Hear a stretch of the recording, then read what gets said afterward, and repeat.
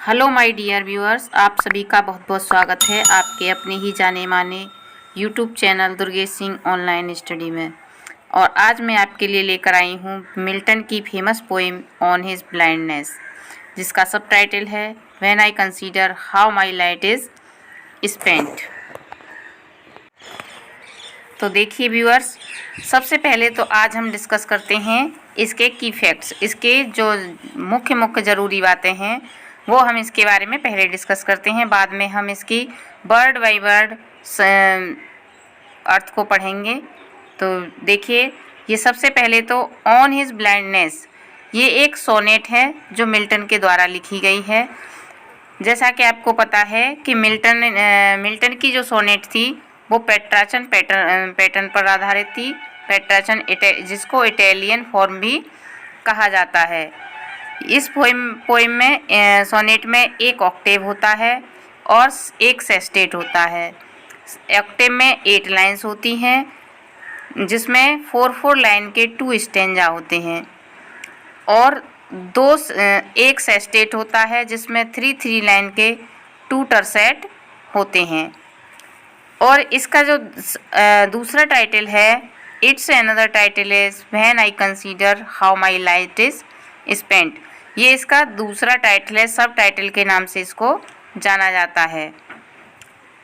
Rhyming scheme, इसकी rhyming scheme है AB BA AB BA CDE CDE, जिसको आप ट्रिक से ऐसे भी याद कर सकते हैं, अब्बा अब्बा CDE CDE। और जैसा कि इसका टाइटल है ऑन हिज ब्लाइंडनेस, इसी से स्पष्ट होता है कि इसका ये टाइटल जॉन मिल्टन ने नहीं रखा है। अगर जॉन मिल्टन लिखते तो इसका नाम होता ऑन माई ब्लाइंडनेस, लेकिन इसमें ऐसा नहीं है। तो इसका जो टाइटल है, थॉमस न्यूटन नाम के एक राइटर हुए थे, इन्होंने इसका नाम ऑन हिज ब्लाइंडनेस रखा था। इससे पहले इसको when I consider how my light is spent के नाम से ही जाना जाता था, और इसका ये नाम सन 1771 में रखा गया था।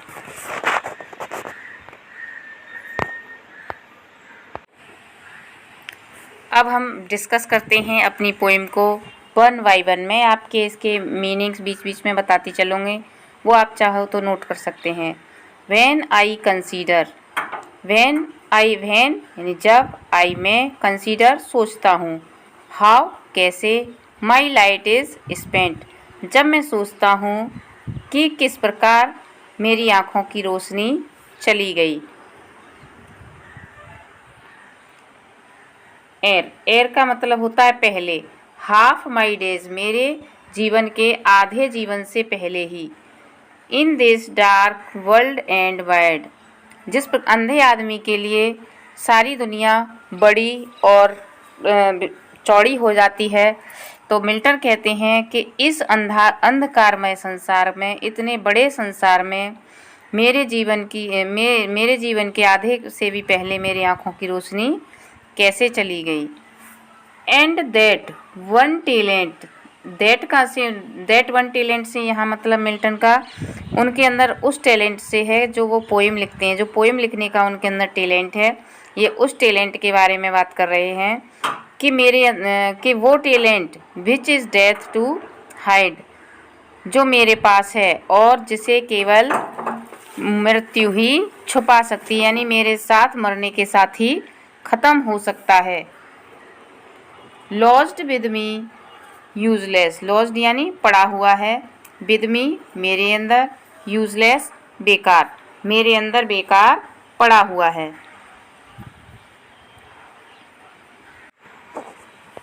इसमें मिल्टन कहते हैं कि दो, हालांकि, माई सोल मेरी आत्मा, मोर बेंट झुकी हुई है, मेरी आत्मा का झुकाव ईश्वर की तरफ है। To serve therewith my maker, मेरे बनाने वाले, यानी इंसान का बनाने वाला कौन है, गॉड है, तो उनकी आत्मा गॉड की तरफ ज़्यादा झुकी हुई है। आत्मा का लगाव गॉड से अधिक है और वो गॉड को सर्व करना चाहती है। एंड प्रेजेंट, और मेरा and present my true account, और मेरा वास्तविक अकाउंट, मेरा वास्तविक खाता प्रस्तुत करना चाहती है।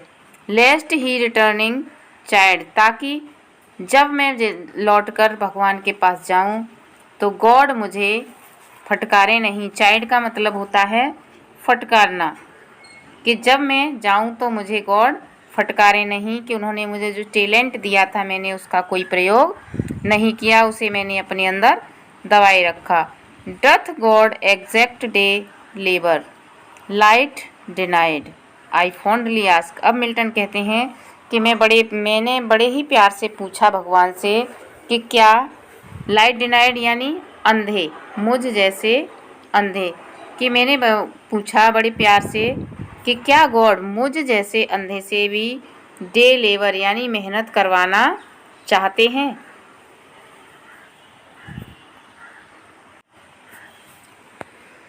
अब तक आपने जो पढ़ा था वो इसका ऑक्टेव पार्ट था, जिसमें जो कि इटालियन सोनेट की विशेषता है कि ऑक्टेव में पोएट अपनी समस्या रखता है और सेस्टेट में उसका समाधान। तो यहाँ पर आगे इसमें इसका समाधान देखिए, इसमें क्या दिया है। बट पेशेंस टू प्रिवेंट, लेकिन मेरे धैर्य ने, to prevent that murmur soon replies, लेकिन मेरे पेशेंस ने तुरंत ही उत्तर दिया, मेरी इस बड़बड़ाहट का उत्तर दिया। जो मैं बड़बड़ा रहा था उसने मुझे तुरंत उत्तर दिया और कहा God doth not need either man's work, doth यानी डज नॉट, गॉड को किसी के भी काम की ज़रूरत नहीं है, और हिज ओन गिफ्ट्स, और ना ही उसके उपहारों की। Who best bear his mild yoke they serve him God, और जो लोग अपना योग होता है जो हलवे लगता है, कभी आपने देखा हो तो जुआ होता है, उसको कहते हैं। तो बियर सहना, अपने ऊपर रखना, दे सर्व हिम बेस्ट, तो गॉड कहते हैं कि जो लोग अपनी जिम्मेदारी स्वयं उठाते हैं, अपनी जिम्मेदारियों को पूरा करते हैं, अपने कंधों पर बोझ रखते हैं, वे उसके सच्चे सेवक हैं, वे ही उसकी सच्ची सेवा करते हैं। His state is kingly thousands at his bidding speed, उसकी का जो राज्य है बहुत ही महान है, वो राजाओं के राजा हैं, हज़ारों thousands at his bidding speed, और हज़ारों उसके इशारे पर, and post over land and ossein without rest, और उसके एक इशारे पर हज़ारों एंजल तैयार रहते हैं, धरती और समुद्र तक में काम करने को तैयार रहते हैं, और वो भी बिना कोई आराम किए हुए। अब मिल्टन कहते हैं they also serve who only stand and wait. इस लाइन को अच्छे से याद रखेंगे, ये लाइन अक्सर एग्ज़ाम में पूछी गई है, कई बार टीजीटी पीजीटी एग्ज़ाम में ये रिपीट हुई है कि ये लाइन किस वर्क से ली गई है।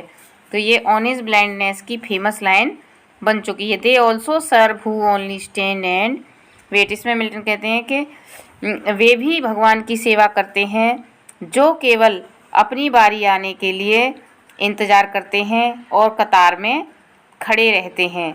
इसी के साथ हमारा वीडियो ये समाप्त होता है। तब तक के लिए नमस्कार, मिलते हैं अगली वीडियो में।